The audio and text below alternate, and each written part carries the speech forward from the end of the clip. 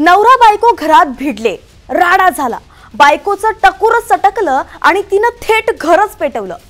बरं मंडळी, आपलं घर पेटवलं तर ठीक होतं, या नवऱ्याच्या कुरापतीचा फटका अख्ख्या सोसायटीला बसला आणि बिल्डिंगच पेटली।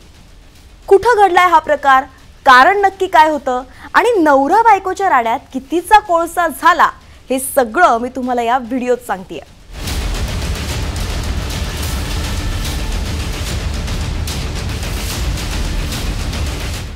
नवरा बायकोची भांडणं तशी नॉर्मलच। आता संसार म्हटलं की भांड्याला भांडं लागायचंच। भांडणात एखादं भांडं कुणाच्या टकुऱ्यात फुटलं तरी नवल नसतं, पण चिडलेल्या बायकोनं घर पेटवणं म्हणजे अतिच झालं। पण युद्धात आणि प्रेमात जशा सगळ्या चुका माफ असतात, तशाच त्या लग्नातही असतात असंच अनेकांना वाटतं। असंच काहीसं छत्रपती संभाजीनगरमध्ये घडलंय। इथे एका बायकोनं नवऱ्याशी झालेल्या भांडणातून स्वतःचं घरच पेटवून दिलं। या वादात त्यांचा स्वतःचा फ्लॅट तर जळून खाक झालाच, पण अख्ख्या इमारतीला आग लागता लागता वाचली। अग्निशमन दलानं वेळीच आग आटोक्यात आणली आणि मोठा अनर्थ होता होता टळला। बरं, यातली महत्त्वाची गोष्ट म्हणजे हे नवरा बायको कुणी साधे सुधे किंवा अडाणी नव्हते, तर दोघंही उच्च शिक्षित डॉक्टर आहेत।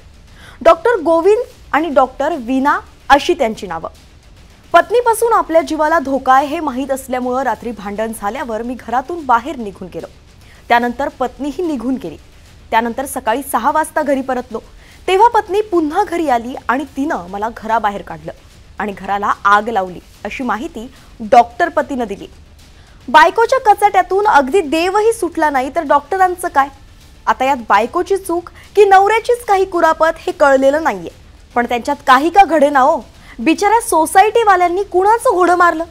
बिचाऱ्यांनी आयुष्यभराची कमाई लावून वसवलेल्या घराचा पार कोळसा झाला।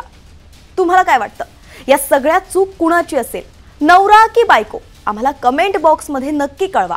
आणि या घटनेपासून घाबरलेल्या नवऱ्यांनी कमेंट नाही केली तरी आम्हाला वाईट वाटणार नाही बरं का। धन्यवाद।